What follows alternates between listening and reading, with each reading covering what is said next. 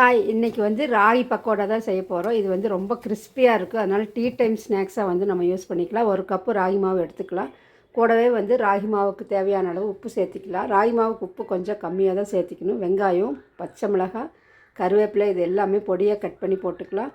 தேவையான அளவு மல்லி இலைகள் சேர்த்திட்டு கொஞ்சம் சில்லி ஃப்ளாக்ஸ் போட்டு ஒரு கைப்பிடி அளவு நிலக்கடலை எடுத்துக்கலாம், வேர்க்கடலை இதெல்லாம் சேர்த்து நல்லா மிக்ஸ் பண்ணிக்கலாம். மிக்ஸ் பண்ணிவிட்டு தேவையான அளவு தண்ணி ஊற்றி நல்லா சாஃப்டாக பிசைஞ்சு எடுத்து வச்சோம்னா முருகலாக இருக்கும், சாப்பிட்றதுக்கும் நல்லாயிருக்கும். ரொம்ப தண்ணி கம்மியாக ஊற்றி நம்ம பிசைஞ்சு வச்சோம்னா வந்து முடக்குன்னு இருக்குது. அதனால் வந்து இந்த மாதிரி தண்ணி ஊற்றி கொஞ்சம் லூஸாக பிசைஞ்சு நம்ம போடும்போது பக்கோடா வந்து நல்லா கிறிஸ்பியாக இருக்கும் சாப்பிட்றதுக்கு.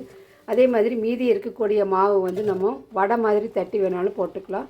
ரெண்டுமே சூப்பர்பாக இருக்குது. நம்மளுக்கு எந்த மாதிரி வேணும்னு பார்த்துட்டு அதுக்கு தகுந்த மாதிரி நம்ம செஞ்சுக்கலாம். நீங்களும் இதே மாதிரி குழந்தைகளுக்கு செஞ்சு கொடுங்க. ரொம்ப சூப்பர்பாக இருக்கும்.